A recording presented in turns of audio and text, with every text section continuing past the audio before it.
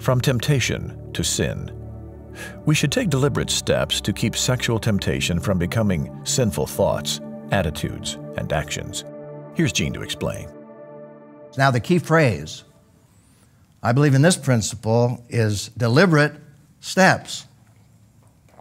Deliberate steps. And when you look at the life of David, he took deliberate steps in the wrong direction. The principle here is deliberate steps in order to be victorious over temptation. And we see that lack of taking those deliberate steps in 2 Samuel 11, verses 4 and 5. David sent messengers to get her. He saw her. She was bathing, Bathsheba, and he sent messengers to get her, and when she came to him, he slept with her.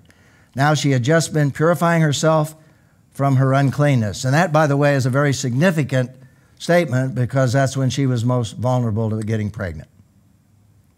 And God just wanted us to know that. And afterwards, she returned home, and the woman conceived and sent word to inform David, I am pregnant. Now, in relationship to the principle, notice the sequence of events here, of David's sin. He saw a woman bathing. Now, she lived right next to his palace. This was not unusual for her to know that David was there. And some speculate that she actually was tempting him, or at least enjoying the glory of a king, a powerful king. And I once was talking with a woman, and I'm just expressing how people in power seduce women and why women will respond to that. And she said, Gene, you've got to understand that women can be very vulnerable to powerful, manipulative men. And if you look at what happens in some situations, you can see the vulnerability on a woman's part. Whether she had ultimate intentions to seduce him, she certainly was vain and probably proud of the opportunity to demonstrate who she was in the eyes of King David. Now, that's speculative. But it doesn't excuse David. David was responsible for what he did. He saw a woman bathing, and then next, notice the next step. He sent someone to inquire about her. Now, that's not moving in the right direction. That's not taking steps to deliberately overcome temptation. That's walking right into temptation. It's following temptation. And then thirdly, he sent messengers to get her. When he found out about her, knew who she was, and this is somewhat mind-boggling, he would send messengers to get her because he knew, obviously, that she was married to one of his primary leaders who trusted him. And he actually took advantage of that situation. That shows how subtle temptation can be. And then fourthly, obviously, he culminated that experience. He actually slept with her. You know, it's interesting. A question is when did temptation become sin as far as David is concerned? To look and to be tempted wasn't the sin. It's where that temptation led. And somewhere in that process, it led to sin. And he actually literally committed adultery in his heart. And that is what Jesus spoke about in the Sermon on the Mount, Matthew 5, 27, 28. You've heard that it was said, do not commit adultery. But I tell you, everyone who looks at a woman to lust for her has already committed adultery with her in his heart. I don't believe David sinned when he was tempted.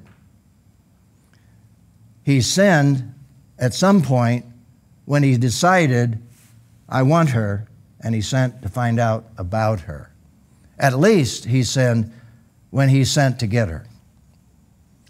You see, David had already committed adultery in God's eyes before he ever culminated that relationship.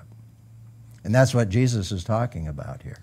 Now, we need to distinguish that because there are people that are incredibly sensitive. I talk to men who are incredibly sensitive to the fact that they're tempted. Tempted is normal, particularly in our culture, our society today. Always has been. Temptation. But temptation is not the sin. It's when that temptation turns to lust, when Jesus said, is when you decide in your heart you are going to commit that sin. And that's when it happened. So you see, God knew what was in David's heart and already saw that he had committed adultery before he ever culminated the experience. Jesus spoke to that. I said again, temptation isn't sin. James spoke to this. Yielding to temptation is sin. And James says, but each person is tempted when he is drawn away and enticed by his own evil desires. Does that ever describe David? Then, after desire has conceived, it gives birth to sin. That happened in David's life at some point in that process. Then after desire is conceived, it gives birth to sin, and when sin is fully grown, it gives birth to death. And of course, here he's talking literally about the way in which sin impacts us. We've all sinned and we all fall short of the glory of God. But it also can refer to God's judgment in death, because Paul talks about that in Corinthians, even among some Christians who give themselves over to sin in a way that God actually literally disciplines them by taking them out of this world, taking them home, literally, to heaven. Now, we have to be very careful with that, because we do not know why people die. We know we die because we're born to die.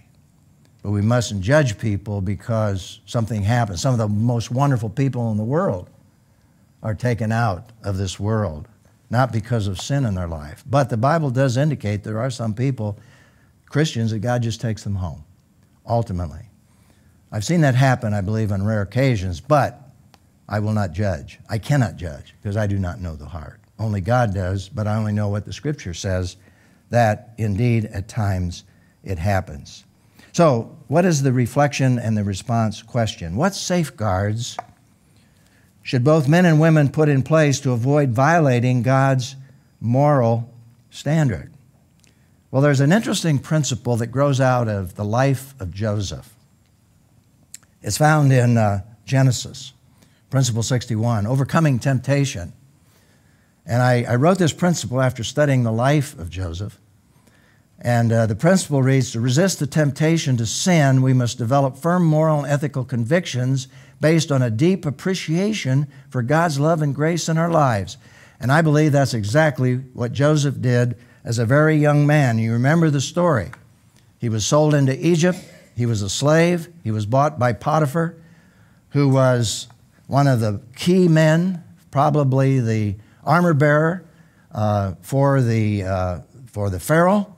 A very powerful man, and God blessed Joseph in his role as a servant until he emerged in the household of Pharaoh. He was over everything.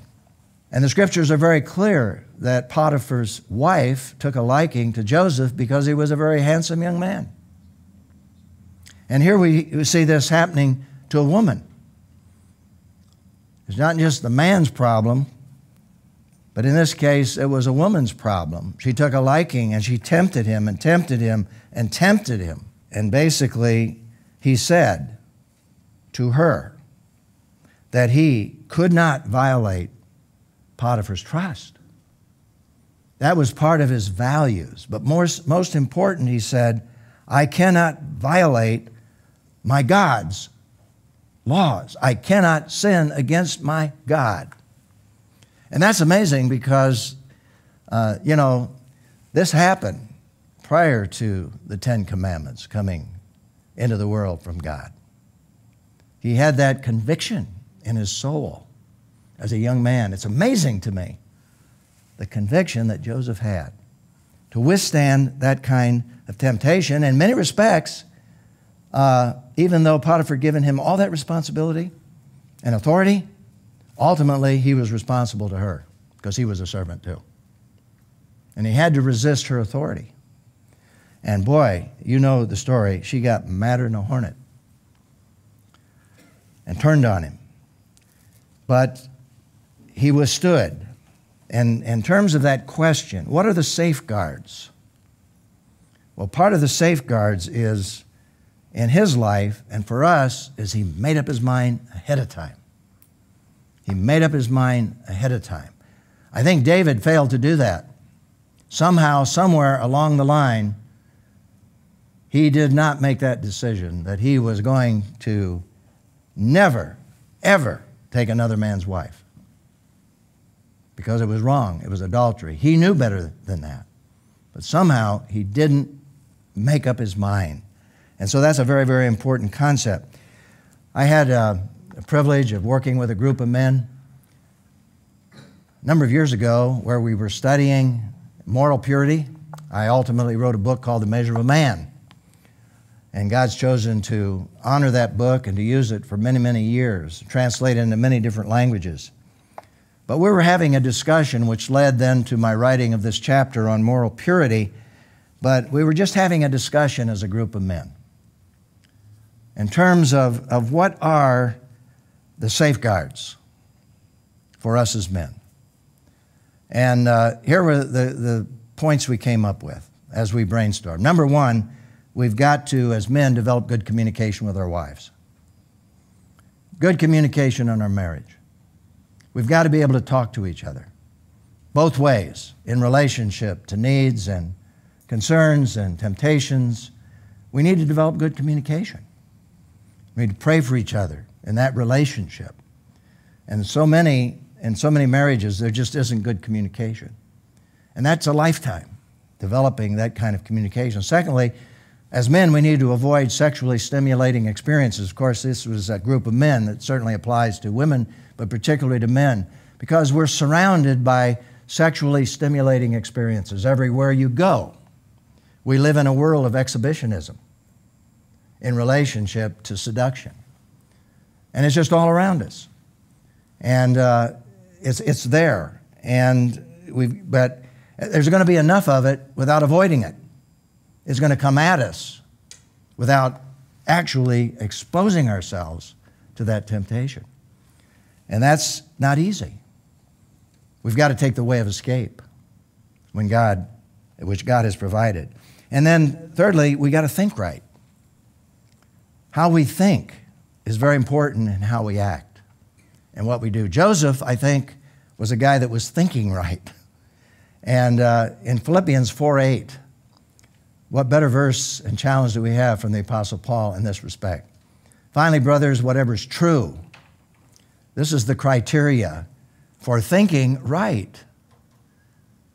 Think on what is true, whatever is true, whatever is honorable, whatever is just, whatever is pure, whatever is lovely, whatever is commendable. If there's any moral excellence, if there's any praise, dwell on these things. We got to think right. And that's part of the renewing of the mind that the Apostle Paul talks about in Romans chapter 12, verses 1 and 2. And then fourthly, another suggestion, a safeguard, was being accountable. As men particularly, we need accountability. We need men in our lives that will ask tough questions. And we need to have a relationship where we'll be honest. Accountability with someone does not necessarily mean you're going to be honest.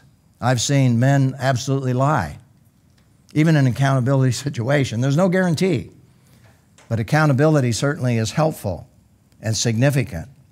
And then in some respects, there are individuals that are so vulnerable and have been so vulnerable, have been exposed to situations even as young boys where addictions have come into their life, where they need help. They need not just accountability, but professional help, professional counseling, where they can understand the roots of these temptations and what drives them in relationship to succumbing to those temptations. That's beyond normal temptation.